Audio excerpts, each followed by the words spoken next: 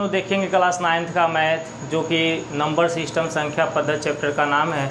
और हम लोग प्रश्नावली 1A को देखेंगे। ये डॉक्टर मनोहरे के बुक से देखा जा रहा है। ठीक है दोस्तों पहला क्वेश्चन हमारा देता है 20 और 40 के बीच समस्त धन पूर्णांक लिखिए। पहला क्वेश्चन हमारा क्या देता है, 20 और 40 के बीच समस्त धन पूर्णांक लिखिए। ठीक है, तो हमें इसके बीच में 20 और 40 के बीच में जो भी धन पूर्णांक होता है उनको लिखना है। तो कौन आएगा, 21 आएगा, 22 आएगा, 23 आएगा। ठीक है, समस्त सम धन पूर्णांक लिखना है, समस्त सम धन पूर्णांक।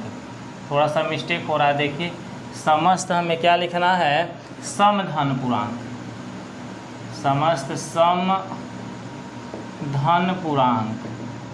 ठीक है, तो 20 और 40 के बीच समस्त समधन पूर्णांक क्या होगा, आपको पता है 22 होगा, 24, 26, 28, 30, 32, 34 है ना, 36, 38। ये हमारा इसका आंसर हो जाएगा पहला क्वेश्चन का। ठीक है, दूसरा क्वेश्चन में आते हैं। 1 से 10 तक अभाज्य धन पूर्णांक लिखिए। 1 से 10 तक हमें क्या लिखना है, अभाज्य धन पूर्णांक। ठीक है, तो हमें धन पूर्णांक लिखना है 1 से 10 के बीच में, लेकिन वो अभाज्य होना चाहिए। तो पहला 2 होता है, दूसरा 3, फिर 5 होता है, फिर 7 होता है, और यही हमारा आंसर है। धन पूर्णांक के साथ साथ वो अभाज्य होना चाहिए। अभाज्य वो संख्या होती है जो स्वयं अपने आप से ही विभाजित होती है, किसी दूसरे संख्या से विभाजित नहीं होती है। तो 2 जो है स्वयं 2 से ही विभाजित होगा, 3 भी स्वयं 3 से विभाजित होगा, 5 स्वयं 5 से ही विभाजित होगा, 7 स्वयं 7 से ही विभाजित होगा। तो ये हमारे दूसरे क्वेश्चन का आंसर हो जाएगा। क्वेश्चन नंबर 3 को देखते हैं। 2a+1 का क्रमानुयायी पूर्णांक बताइए। हमें 2a+1 का क्रमानुयायी पूर्णांक बताना है, क्रमानुयायी पूर्णांक बताना है। ठीक है, तो 2a+1 का क्रमानुयायी पूर्णांक बताने के लिए, किसी भी संख्या का क्रमानुयायी पूर्णांक बताने के लिए उसमें 1 जोड़ दिया जाता है। तो हमें 2a+1 है, इसी का क्रमानुयायी पूर्णांक बताना है, तो इसमें हम 1 को जोड़ देंगे तो हो जाएगा 2a+2, और ये हमारा होगा आंसर। ठीक है ना, 1 और 1 मिलके 2 हो जाएगा। क्वेश्चन नंबर 4 को देखिए। क्वेश्चन नंबर 4 में क्या देता है, 2/5 का योगात्मक प्रतिलोम ज्ञात कीजिए। 2/3 दिया है, 2/3 का योगात्मक प्रतिलोम आपको लिखना है। तो 2/3 का योगात्मक प्रतिलोम बताने के लिए हम 2/3 है तो 2/3 ही लिखेंगे, लेकिन इसका चिन्ह यहाँ जो भी है वो यहाँ बदल जाएगा। 2/3 के आगे यहाँ प्लस का चिन्ह छिपा है, यहाँ का हो जाएगा माइनस हो जाएगा। अगर यहाँ माइनस चिन्ह रहता तो यहाँ का हो जाता प्लस, चिन्ह मेरा चेंज हो जाएगा। प्लस में है तो माइनस में आप लिखेंगे, माइनस में है तो प्लस में लिखेंगे, बस यही आपका आंसर हो जाएगा। ठीक है, आइए क्वेश्चन नंबर 5 को देखते हैं। क्वेश्चन नंबर 5 में देता है -5 का गुणात्मक प्रतिलोम लिखिए। -5 का हमें क्या बताना है, गुणात्मक प्रतिलोम। ठीक है, देखिए -5 का गुणात्मक प्रतिलोम बताना है, तो यही संख्या ही ऑलरेडी होगी, लेकिन इसे हमें उल्टा लिखना होगा। ठीक है, किसी भी संख्या का गुणात्मक प्रतिलोम बताना हो तो आप उसी संख्या को उल्टा लिख दीजिए। तो इसके बटे आपको पता है 1 छिपा होगा, जब हम इसको उल्टा करेंगे तो ये 1/-5 हो जाएगा। ठीक है, ये उल्टा होगा तो 1 क्या हो जाएगा, -5, और ये आपका आंसर हो जाएगा। ये आपका क्या हो जाएगा, आंसर। इसी को आप ऐसे भी लिख सकते हैं, ये माइनस चिन्ह को ऊपर भी लगा सकते हैं, -1/5 भी इसका आंसर आप लिख सकते हैं। ये दोनों के दोनों से सही है। तो कोई भी संख्या का गुणात्मक प्रतिलोम पूछता हो तो वही संख्या को आप उल्टा करके लिख दीजिए, इसमें चिन्ह को नहीं बदला जाता है। ठीक है, क्वेश्चन नंबर 6 को देखिए। क्वेश्चन नंबर 6 जो आपका देता है, कहता है p प्लस क्यू और p माइनस क्यू के योगात्मक प्रतिलोम लिखिए। हमें p प्लस क्यू का योगात्मक प्रतिलोम बताना है, योगात्मक प्रतिलोम। तो अभी हमने बताया है कि योगात्मक प्रतिलोम सेम वही संख्या होती है, परंतु उसके सामने का चिन्ह क्या होता है, चेंज हो जाता है। तो ये p प्लस क्यू के सामने, यहाँ ब्रैकेट के सामने क्या है, प्लस है, तो यहाँ पर हम ब्रैकेट के सामने माइनस लगा देंगे। p प्लस क्यू का योगात्मक प्रतिलोम p प्लस क्यू ही लिखेंगे, लेकिन यहाँ प्लस चिन्ह है तो यहाँ पर क्या हो जाएगा, माइनस, और ये होगा आपका आंसर। इसी प्रकार से हमें p माइनस क्यू का भी बोल रहा है, तो p माइनस क्यू का योगात्मक प्रतिलोम यहाँ पर आप लिख के दिखा दीजिए। इसका योगात्मक प्रतिलोम क्या होगा, तो आपको हमने अभी समझाया कि p माइनस क्यू है तो इसका योगात्मक प्रतिलोम हम p माइनस क्यू को ही लिखेंगे, लेकिन इस ब्रैकेट के आगे यहाँ प्लस का चिन्ह छिपा होता है और वो किस में बदल जाएगा, माइनस में। तो ये आपका आंसर हो जाएगा। ठीक है, क्वेश्चन नंबर 7 को देखिए। क्वेश्चन नंबर 7 को देखने से पहले चलिए इसको मिटा देते हैं, तब क्वेश्चन नंबर 7 को फिर से देखा जाएगा। ठीक है, ये सब हटा देते हैं।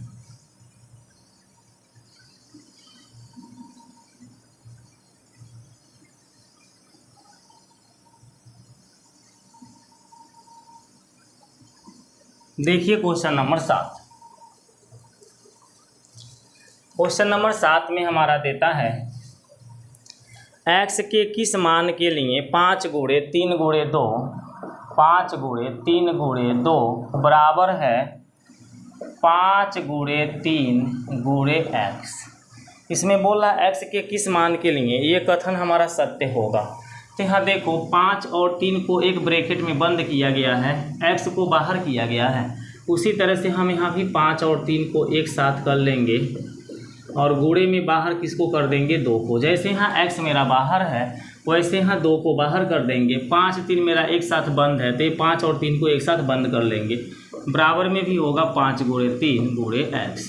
तो ये दोनों के दोनों बराबर हैं और 5 गुणे 3 मैच कर रहा है। तो x के स्थान पे यहाँ कौन सी संख्या आ रही है, 2 आ रही है। तो यहाँ पर तुलना करने पर x बराबर 2 मिलेगा। तो x बराबर 2 के लिए दिया हुआ कथन क्या है, दिया हुआ कथन सत्य है। x बराबर 2 के लिए दिया हुआ कथन क्या होगा, सत्य होगा। ठीक है, क्वेश्चन नंबर 8 को देखिए। पूर्णांकों में ऐसी कौन सी संख्या है जो स्वयं की योज्य प्रतिलोम होती है। अभी हम आपसे बतावें, अगर हमें 5 का योज्य प्रतिलोम बताना हो, 5 का योज्य प्रतिलोम बताना हो तो हम क्या बताएंगे। तो 5 का योज्य प्रतिलोम बताना हो तो हम -5 बताएंगे, क्योंकि ये प्लस में है तो किस में निकल के आएगा, माइनस में। तो क्या 5 स्वयं का योज्य प्रतिलोम हो रहा है, स्वयं अपने ही योज्य प्रतिलोम बन रहा है, नहीं बन रहा है। ये प्लस में है तो देखिए माइनस में बन रहा है। ऐसे ही अगर जो हमें -3 का योज्य प्रतिलोम बताना हो तो -3 का योज्य प्रतिलोम +3 हो जाएगा। ठीक है ना, यानी क्या -3 स्वयं अपने ही योज्य प्रतिलोम बन जा रहा है, नहीं बन रहा है। -3 तो देखिए यहाँ प्लस में कन्वर्ट हो जा रहा है। तो ऐसे ही हमें एक संख्या खोजना है जो यहाँ पर भी रहे और यहाँ पर भी योज्य प्रतिलोम में वही रहे, कोई भी चेंजिंग ना हो। जैसे माइनस में है तो देखिए माइनस में नहीं आ रहा, प्लस में हो जा रहा, चेंज हो जा रहा। तो ऐसा कौन सा संख्या हो सकता है, केवल शून्य हो सकता है। कौन हो सकता है, शून्य।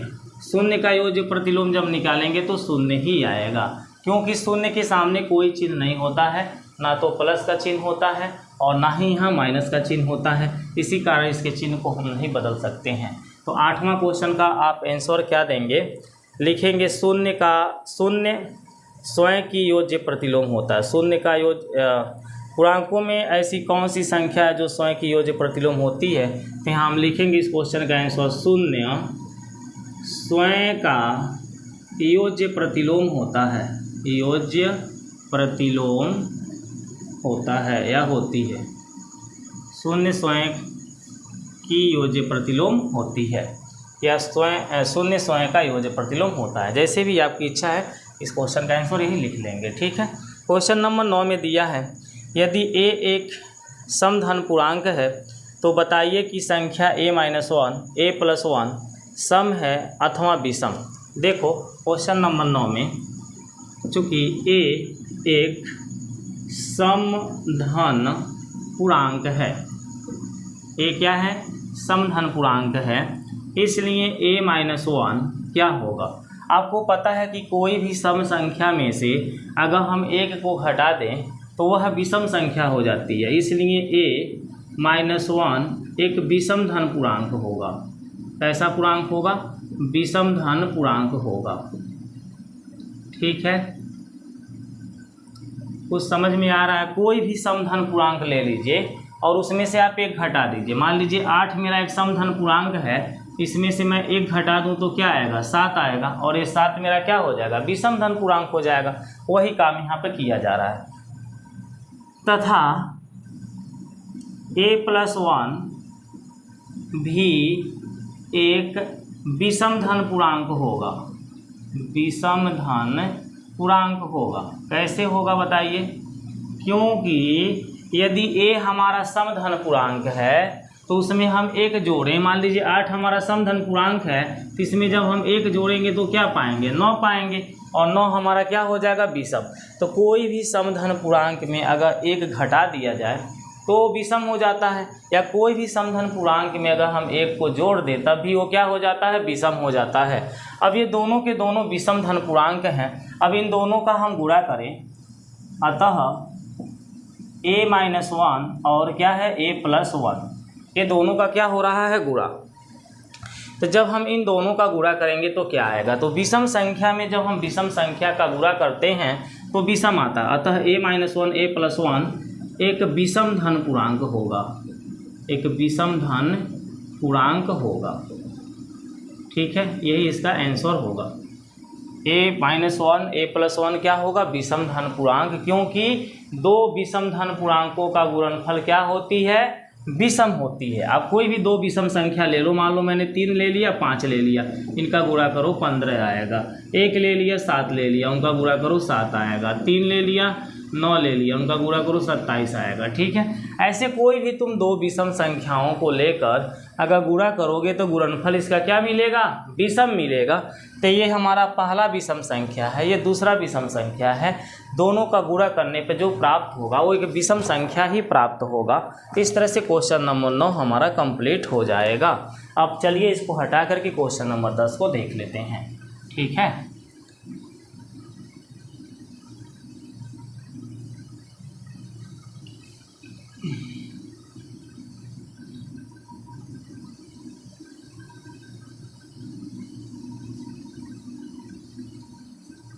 चलिए क्वेश्चन नंबर 10 को देखिए। क्वेश्चन नंबर 10 में देता है संख्या रेखा पर 5 और 7 का योग लिखिए। तो हम एक संख्या रेखा खींच लेंगे और इस पर हम नंबर को दर्शाएंगे 0, 1, ऐसे बराबर बराबर दूरी पे नंबर लिया जाता है। हर एक बॉक्स हमारा बराबर बराबर दूरी पर होना चाहिए। 4, 5, 6, 7, 8, 9, 10, ये कम बेसी भी हम ले सकते हैं क्योंकि हम नाप के नहीं ले रहे हैं, आप लोग को बराबर बराबर दूरी पर ही लेना है। 11, 12, 13, ठीक है, ऐसे हम नंबर ले लेंगे। और क्वेश्चन में कहा है 5 और 7 का योग, है ना, संख्या रेखा पर 5 और 7 का योग लिखिए। तो हम 0 से कहाँ पर जाएंगे, 5 पर, क्योंकि 5 खाना जाना है। तो यहाँ से हम 0 से ऐसे 5 पर चले आएंगे। ठीक है, अब 5 से हमको 7 खाना आगे जाना है। तो यहाँ से 7 खाना गिनोगे, 1, 2, 3, 4, 5, 6, 7, यानी हम 12 के पास चले जाएंगे। सॉरी, 12 के पास जाएंगे, है ना, कहाँ जाएंगे, 12 के पास। ठीक है, तो ये है हमारा ये 5 और 7 का योग। कहाँ पर आ रहा है, 12 पर। ये 5 है और ये क्या है, 7 है। अब इन दोनों का योग जब हम करेंगे तो हमें क्या मिलेगा, 12 मिल जाएगा। ठीक है ना, 5 और 7 का योग करेंगे तो क्या मिल जाएगा, 12 मिल जाएगा। इस तरह से हम इसको दर्शा सकते हैं। या चाहते हैं तो फिर 0 से एक तीर उठाइए और सीधे ले जा करके 12 पे गिरा दीजिए। इनका योग क्या आ रहा है, 12 आ रहा है। क्लियर है ना, ये 5 है और ये 7 है, टोटल का योग कितना हो जाएगा, 12। ऐसे भी एक तीर खींच सकते हैं, नहीं इसको खींचना चाहते तो ऐसे भी लिख सकते हैं, आपके ऊपर डिपेंड करता है। ठीक है, चलिए क्वेश्चन नंबर हम 10 को कंप्लीट कर लेते हैं। अब इसके बाद हम क्वेश्चन नंबर किसको देखते हैं, 11 को।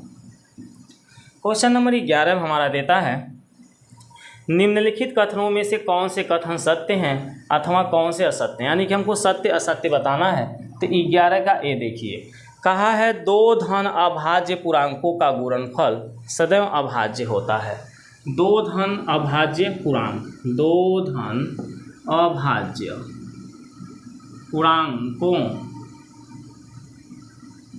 का गुणनफल सदैव अभाज्य होता है, अभाज्य होता है। यही क्वेश्चन में दिया है ना, 2 धन अभाज्य पूर्णांकों का गुणनफल या गुणन एक ही चीज़ है, गुणनफल कहिए चाहे गुणन कहिए, सदैव अभाज्य होता है। तो क्वेश्चन में कह रहा है कि 2 धन अभाज्य पूर्णांक ले लीजिए और उनका आप गुणन करेंगे तो सदैव अभाज्य आएगा। तो मान लीजिए मैंने 2 धन अभाज्य पूर्णांक ले लिया, एक हमारा 2 है, एक हमारा 3 है। अगर हम इनका गुणा करें तो 2 और 3 का गुणा करने से क्या आएगा 6।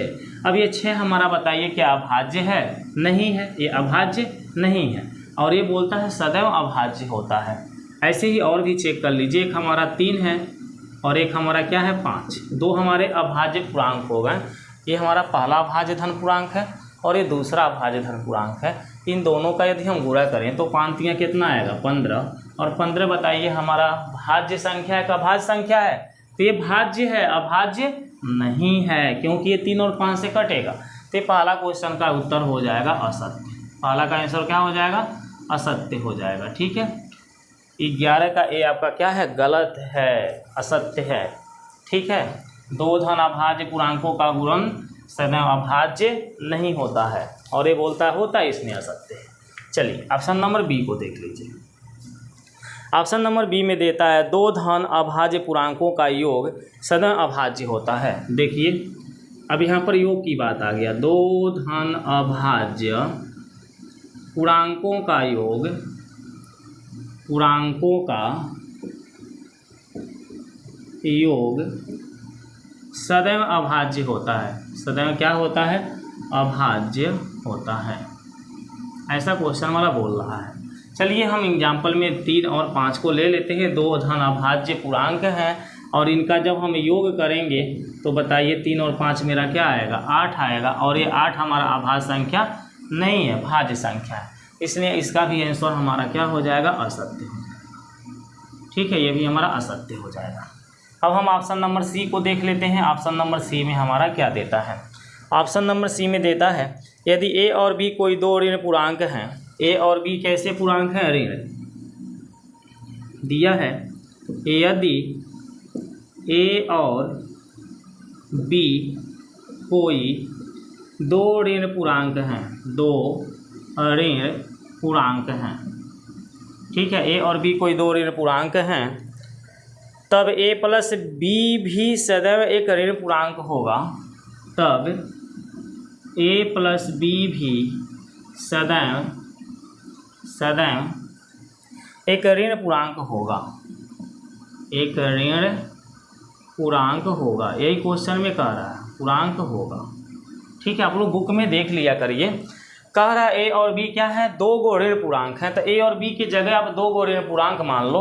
ए की जगह पे कोई भी ऋण पूर्णांक मान लो मैंने मान लिया -3 और बी की जगह मैंने मान लिया -4। ये दोनों हमारे ऋण पूर्णांक हो गए हैं। अब इन दोनों को हमें क्या करना है? जोड़ना है। इन दोनों को क्या करना है? जोड़ना है। तो इनको जोड़ने पर जो आंसर आएगा ना, वो है एक ऋण पूर्णांक ही आना चाहिए, क्वेश्चन के कहने का अर्थ है। तो यहाँ देखो -3 है, प्लस माइनस के गुणा से -4 होगा, -3 -4 मिलके -7 होगा, जो कि ऋण पूर्णांक है। कैसा पूर्णांक है? ऋण पूर्णांक। तो क्वेश्चन में भी कहा ना कि ए और बी को जब हम जोड़ेंगे तो उनका सदैव में क्या आएगा? एक ऋण पूर्णांक आएगा। ये मैंने ए की जगह पे माना है, इसको किसके जगह माना है? ए की जगह, और इसको किसके जगह माना है? बी की जगह। ठीक है, और देखिए ए और बी को मैं जोड़ा हूँ तो जो योगफल आ रहा है ये क्या आ रहा है? ऋण पूर्णांक आ रहा है। क्या आ रहा है? ऋण पूर्णांक आ रहा है। यह क्वेश्चन आपका सत्य है। यह क्वेश्चन क्या है? सत्य है।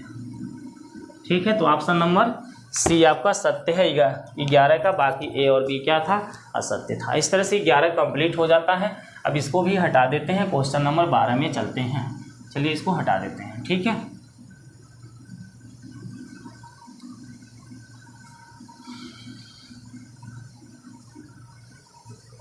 चलिए देखिए क्वेश्चन नंबर 12 में कहा है यदि a एक धन पूर्णांक है तो दिखाइए कि संख्या a + 1 a + 2 a + 3 संख्या 24 से पूर्णतया विभाजित होगी। क्वेश्चन नंबर 12, चूँकि a एक धन पूर्णांक है, a एक क्या है, धन पूर्णांक है, धन पूर्णांक है, ठीक है। तथा आप यहाँ लिखेंगे इसलिए a + 1 a + 2 a + 3 एगो a है, एगो a + 1 है, एक a + 2 है, एक a + 3 है। कुल कितने पद हैं, 1 2 3 4, 4 वो हमारे क्या है, क्रमानुयायी पूर्णांक है। तो हम लिखेंगे इसलिए a + 1 a + 2 a + 3 4 क्रमागत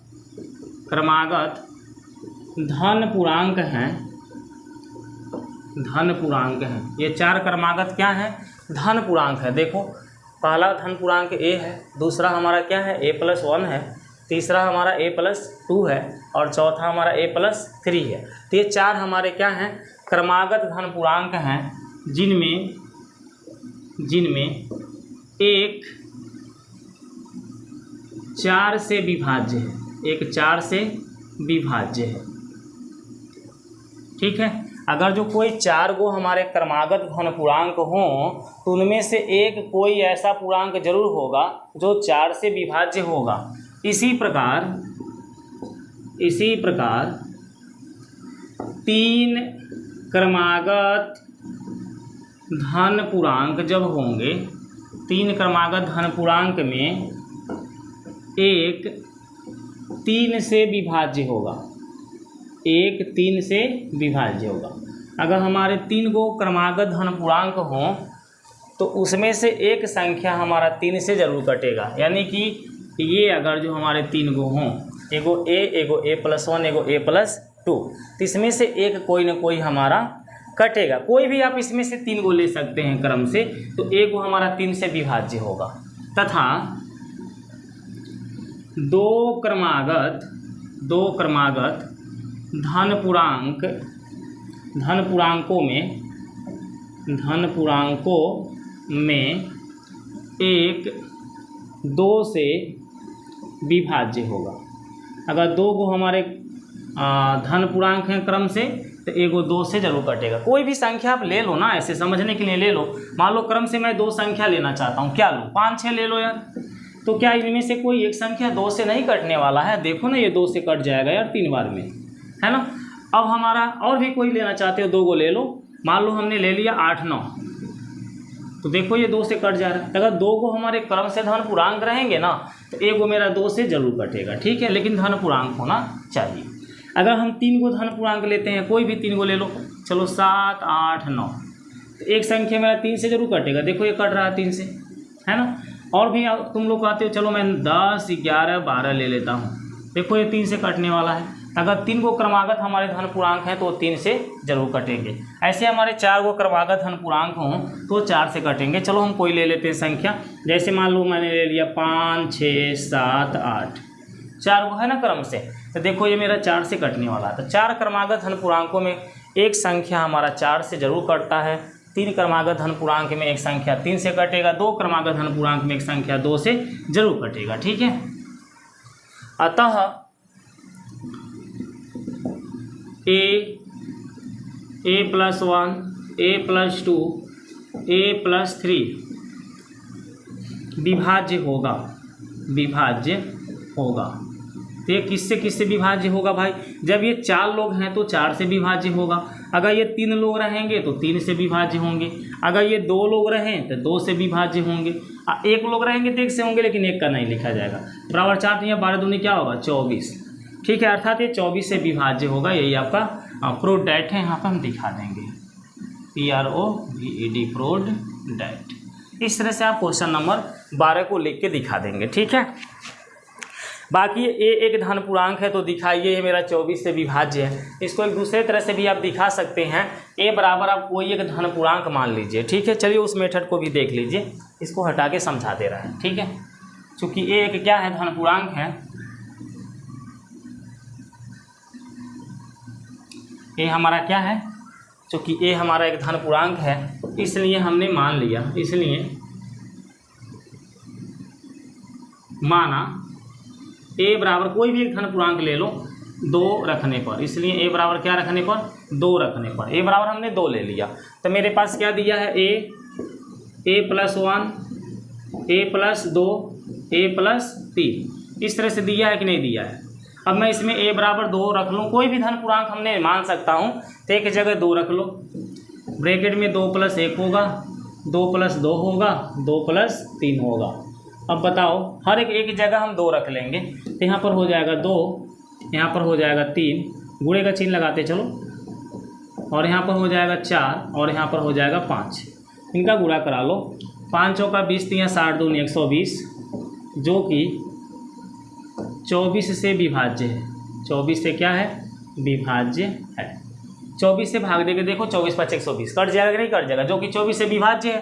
अतः ए + 1 ए + 2 ए + 3 संख्या 24 से क्या है, विभाज्य है, संख्या 24 से विभाज्य है। आप ऐसे भी चाहो तो दिखा सकते हो, प्रोडक्ट यहाँ पर हो जाएगा, ठीक है। ए का कोई मान मानकर भी तुम इसको दिखा सकते हो, ठीक है ना। 12 कंप्लीट हो जाता है। 12 के आगे हम देखते हैं क्वेश्चन नंबर 13 को। देखिए 13 नंबर में दिया है, यदि ए एक सम धन पूर्णांक है और बी एक विषम धन पूर्णांक है तो बताइए निम्नलिखित संख्याओं में से कौन सी सम होगी। Question number 13, question number sorry यहाँ 13 है। क्वेश्चन नंबर 13 में क्या कहा है, चूँकि ए एक समधन पूर्णांक है, ये क्या है, समधन पूर्णांक है, और बी एक विषम धन पूर्णांक है, विषम धन पूर्णांक है, ऐसा क्वेश्चन में बोला जा रहा है, ठीक है। इसलिए कुछ संख्याओं को दे दिया है और बोलता है उसमें बताओ कौन सम होगा। तो यहाँ पर देखो, अगर हम सम संख्या में सम संख्या का गुणा करें, इसलिए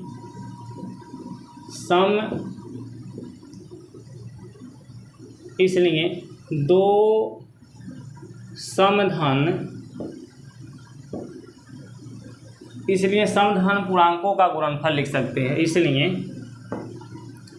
समधन पूर्णांकों का गुणनफल सम होगा। समधन पूर्णांकों का गुणनफल क्या होगा, सम होगा। और विषम धन पूर्णांकों का गुणनफल, विषम धन पूर्णांकों का गुणनफल, पूर्णांकों का गुणनफल विषम होगा, ठीक है। समधन पूर्णांकों का गुणनफल क्या होगा, सम होगा, और विषम धन पूर्णांकों का गुणनफल क्या होगा, विषम होगा, ठीक है। और जरा सा देख लिया जाए, अगर हम सम संख्या में विषम संख्या को जोड़ते हैं तो क्या आती है ना। तथा सम संख्या और विषम संख्या का योगफल विषम होता है। क्या होता है, विषम होता है। सम संख्या में अगर हम विषम संख्या को जोड़ें तो क्या आएगा, विषम संख्या आएगा, ठीक है। विषम संख्या में अगर हम विषम संख्या को जोड़ते हैं तो हमारा क्या आता है, तब भी सम संख्या आता है, ठीक है। यहाँ पर देखो, सम संख्या में विषम संख्या को जोड़ोगे तो विषम आएगा, और विषम संख्या में विषम संख्या को जोड़ा जाए तो क्या आएगा, विषम संख्या में विषम को जोड़ने पे सम आ जाएगा। जैसे मान लो हमारे पास एक सम संख्या है, विषम संख्या है 3, एक क्या है 5, इनको जोड़ दिया तो क्या आ गया 8। तो विषम में विषम को जोड़ने से सम आती है, ठीक है। ये सारी बातों को हम लिख सकते हैं अपने जानकारी के लिए। अब हमसे बोलता है ए स्क्वायर क्या होगा, ठीक है। ए स्क्वायर दिया है, और क्या दिया है, बी स्क्वायर दिया है, और देखिए क्या दिया है, ए प्लस बी दिया है, उसके बाद ए गुणे बी दिया है, उसके बाद आपका देता है ए प्लस 1, ए प्लस 1, और उसके बाद देता है B B plus one, B B plus one. ठीक है, तो हमने सारी बातों को नोट कर दिया है और आपको बता दिया है। यहाँ ए हमारा क्या है, सम संख्या है, ए एक समधन पूर्णांक है। तो यहाँ पर समधन पूर्णांकों का हमने बताया कि समधन पूर्णांकों का गुणनफल क्या होगा, सम होगा। तो ए यहाँ पर लिख लीजिए, अतः समधन पूर्णांक होंगे, समधन पूर्णांक होंगे, कौन होंगे बताओ, अब यहाँ पर हमको लिखना है। ये मेरा ए क्या है, समधन पूर्णांक है, और ए में मैं ए का ही गुणा किया हूँ तभी तो ए स्क्वायर आया है, तो ये मेरा ए स्क्वायर समधन पूर्णांक होगा। बी स्क्वायर मेरा क्या है, बी में बी के गुणा करने से आया है, यानी विषम संख्या में विषम संख्या के गुणा करने से आया है, तो विषम धन पूर्णांकों का गुणनफल विषम होता है, यानी बी स्क्वायर को नहीं लिखा जाएगा, ये हमारा विषम होगा। सम और विषम का योगफल क्या होता है, सम संख्या और विषम संख्या का योगफल विषम होता है, तो ए प्लस बी को भी आप नहीं लिखोगे। सम संख्या और विषम संख्या का गुणनफल क्या होता है, सम संख्या और विषम संख्या का योगफल लिखे हैं, सम संख्या और विषम संख्या का गुणनफल नहीं लिखे। यहाँ पर लिख लीजिए सम संख्या, आप लिख लीजिए यहीं पर समझने के लिए, सम संख्या और विषम संख्या का गुणनफल, एक सम संख्या हो और एक विषम संख्या हो तो उसका गुणनफल क्या होता है, सम होता है। क्या होता है, सम होता है। ठीक है, सम संख्या और विषम संख्या का गुणनफल क्या होता है, सम। तो यहाँ ए मेरा सम है और बी क्या है, विषम है, इनका गुणनफल क्या आएगा, सम आएगा। तो ए गुणे बी भी लिखा जाएगा। यहाँ देखो ए मेरा सम है, ए मेरा सम है, लेकिन सम में मैं किसी संख्या एक को जोड़ दूँ तो वो विषम हो जाता है। कभी भी सम में तुम एक जोड़ोगे ना तो विषम होगा, या विषम में एक जोड़ोगे तो सम होगा। तो यहाँ ए प्लस वन मेरा विषम बन जाएगा और ए क्या बन जाएगा, सम। तो सम और विषम का गुणनफल क्या होता है, तो सम और विषम का हमने बताया गुणनफल क्या होता है, सम होता है, यानी ए प्लस वन को लिखा जाएगा। इसी प्रकार से बी हमारा विषम है और बी प्लस वन मेरा क्या है, सम हो जाएगा, क्योंकि इसमें विषम में एक जोड़ा जा रहा है तो सम हो जाएगा। तो सम और विषम का गुणनफल क्या होता है, सम होता है, बी प्लस वन। यही हमारे समधन पूर्णांक होंगे। बाकी अगर जो आपको नहीं समझ में आ रही हो, इस तरह से लिखने आपको नहीं आ रहा हो, तो इसका एक दूसरा मेथड से भी इसको लगा सकते हैं। देखिए वह मेथड क्या है। ठीक है, अगर आप ऐसे नहीं लिख पा रहे हैं तो भी इस क्वेश्चन को लगाने का ढंग है। देखिए कैसे, यहाँ लिखेंगे चूँकि ए एक समधन पूर्णांक है और बी एक विषम धन पूर्णांक है, विषम धन पूर्णांक है। ठीक है, ये 13 नंबर क्वेश्चन ये आपको बता रहे हैं, इसलिए हमने मान लिया ए बराबर कोई भी आप समधन पूर्णांक मान लो, 2 ले लो, और बी बराबर एक विषम धन पूर्णांक मान लो, कोई भी विषम धन पूर्णांक आप मान सकते हो, 1 मान लो, 3 मान लो। इसलिए माना हमने, इसलिए मान लिया, माना ए बराबर 2 बी बराबर 3 लेने पर। ठीक है, मैंने ए बराबर 2 ले लिया जो कि सम है और बी बराबर 3 ले लिया विषम। वैसे आप संख्या मान सकते हैं। अब इसमें हमको चेक करना है कि ए स्क्वायर क्या है। तो बताओ ए का मान 2 माने हो तो 2 का स्क्वायर कितना आएगा, 4, जो कि सम है, जो कि क्या है, सम है। क्लियर होता है। अगला हमारा कौन सा दिया है, बी स्क्वायर। बी का मान हम 3 माने हैं तो 3 का स्क्वायर कितना आएगा, 9, जो कि विषम है, जो कि क्या है, विषम है। इसी प्रकार से अगला देखो क्या दिया है, ए प्लस बी दिया है, ए प्लस बी। तो ए का मान 2 है और प्लस बी का मान क्या है, 3 है। ठीक है, ए का मान देख लो 2, बी का मान 3, तो ए और बी का मान मैंने रख दिया, इसका मान आ जाएगा 5, जो कि विषम है, जो कि क्या है, विषम है। ए प्लस बी के बाद अगला संख्या तुम्हारा क्या आता है, ए गुणे बी आता है, ए गुणे बी। ए का मान 2, बी का मान 3, 2 3 6, जो कि सम है, जो कि क्या है, सम है।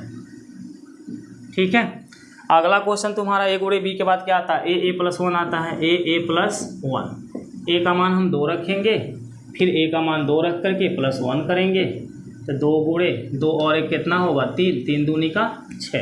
ये भी क्या है, सम है, जो कि सम है। ये भी आपका सेकंड मेथड है, जैसे चाहे ऐसे भी लगा सकते हैं। अगला आपका क्या दिया है, B plus 1, B plus 1। B का मान हम 3 लिए हैं, फिर ब्रैकेट में बी की जगह 3 + 1 लिखेंगे, तो 3 गुणे 3 एक कितना हो जाएगा 4, 4 3 कितना हो जाएगा 12, जो कि सम है, जो कि सम है। अतः समधन पूर्णांक होंगे, अतः समधन पूर्णांक होंगे। कौन कौन से होंगे बताइए। तो हमने समधन पूर्णांक यहाँ पर देखना है। सम ये है कौन, a², कामा लगाओ। फिर ये वाला मेरा नहीं है, ये वाला नहीं है, ये वाला मेरा समधन पूर्णांक है कौन, a गुणा b, ठीक है। उसके बाद समधन पूर्णांक देखो कौन है, ये दोनों के दोनों सम है, यानी a+1 b+1, a+1 और b+1 है ना, b+1, ये सब हमारे समधन पूर्णांक है, ठीक है। अब चलिए इसके बाद हम एक क्वेश्चन और देख लेते हैं, जो कि आज का लास्ट क्वेश्चन होगा। 14 नंबर क्वेश्चन को देख लीजिए। 14 15 और बच गए हैं, इसको भी ख़त्म कर लेते हैं, है ना, इसको हटा दे रहे हैं। देखिए 2 मेथड से हम आपको बता दे रहे हैं, अब जो आपको अच्छा लगता है उसी पर आप क्वेश्चन को सॉल्व कर लीजिएगा, ठीक है। क्वेश्चन नंबर 14 को देख लीजिए।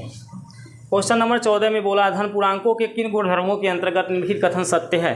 देखो यहाँ पर दिया है 3 गुणे, ए वाला क्वेश्चन बता रहे हैं, 3 गुणे 8 + 7 बराबर 3 गुणे 8 देता है प्लस 3 गुणे 7 देता है। तो ये कौन से गुणधर्म के ऊपर आधारित है, इसको हम बोलते हैं गुणा का योग पर बायां वितरण नियम या वितरण नियम लिख सकते हैं, वितरण नियम या बंटन नियम इसको कहा जाता है। गुणा का योग पर ये क्या है, वितरण नियम है, वितरण है, और है ये गुणा का योग पर वितरण नियम, यहाँ गुणा का चिन्ह है और ये योग का चिन्ह है, तो गुणा का योग पर बायां वितरण नियम या वितरण नियम लिख सकते हैं। बी वाला हमारा किस क्वेश्चन पर आधारित है, देखो 3 + 5 + 9 बराबर देता है 3 + 5 + 9, इसको हम बोलते हैं योग का साहचर्य नियम, योग का क्या बोलते हैं, साहचर्य नियम, ठीक है, साहचर्य नियम। इस तरह के जो भी क्वेश्चन लिखे हों उनको हम योग का क्या बोलते हैं, साहचर्य नियम, ठीक है। सी वाले को देख लो, सी वाला क्वेश्चन में क्या देता है, 3 × 2 बराबर 2 × 3, यही न दिया है, इसको हम बोलते हैं गुणा का क्रम विनिमय नियम, गुणा का क्रम विनिमय नियम, ठीक है। इसके बाद एक क्वेश्चन डी वाला है, ये हमारा है 3 × 5 बराबर a × 5, है ना, 3 × 5 बराबर क्या है, a × 5, तो a बराबर क्या है 3, देखो 5 5 तो है ये, तो a बराबर क्या है 3, इसे हम बोलते हैं निरसन नियम, क्या बोलते हैं, निरसन नियम, ठीक है। तो हमारा ऑलरेडी इन नियमों को लिखना है, ऐसे आप नियम को लिख देंगे तो क्वेश्चन नंबर 14 कंप्लीट हो जाएगा। लास्ट क्वेश्चन 15 नंबर देखिए, संख्या रेखा पर हमको -5 दिया है, -2 दिया है, 0 दिया है, 1 दिया है, 2 दिया है, 5 दिया है, इनको दर्शाने के लिए कह रहा था। आप एक यहाँ संख्या रेखा खींच लेंगे ऐसे, ठीक है, और यहाँ पर आप 0 को ले लीजिए, इधर आपका -1 होता है, -2 -3 -4, ये माइनस का 4 हो जाएगा, -5 -6, इधर आपका क्या हो जाएगा 1 2 3 4, ठीक है, 5 6 7, ऐसे आप नंबर को ले लेंगे। अब -5 को दर्शाना है तो -5 यहाँ दिख रहा है, तो यहाँ पर आप कोई एक संख्या आप ABCD के लिख सकते हैं। मान लीजिए मैंने A से -5 को दिखाया, -2 आपको देखना यहाँ पर है, तो इसको हमने -2 को B से दिखा दिया, है ना। फिर 0 है, 0 से ऐसे तीर खींच लीजिए, इसको आप O से दिखा दीजिए या C से दिखा दीजिए, जैसे आपकी इच्छा है, मैंने O से दिखा दिया, ठीक है। 1 को दिखाना है, इसको मैंने C से दिखा दिया, 2 को दिखाना है, इसको मैंने D से दिखा दिया, और 5 को दिखाना है तो इसको मैंने E से दिखा दिया। कोई भी ABCD के अक्षर से दिखा सकते हैं। तो ABOCDE हमारे इन नंबर को प्रदर्शित करना है, इस तरह से आपको शो कर देना है। तो इस तरह से आपके दोस्तों क्वेश्चन नंबर 1 से 15 तक कंप्लीट हो जाते हैं। तो दोस्तों यदि आपको क्वेश्चन समझ में आ गया हो तो वीडियो को लाइक कर दीजिए, शेयर कर दीजिए। चैनल पर पहली बार आए हैं तो चैनल को सब्सक्राइब करके बेल आइकन को ऑल पर प्रेस कर लीजिए, ताकि मेरी हर एक वीडियो का नोटिफिकेशन आपके पास समय समय से जाती रहे। ठीक है दोस्तों, नमस्कार।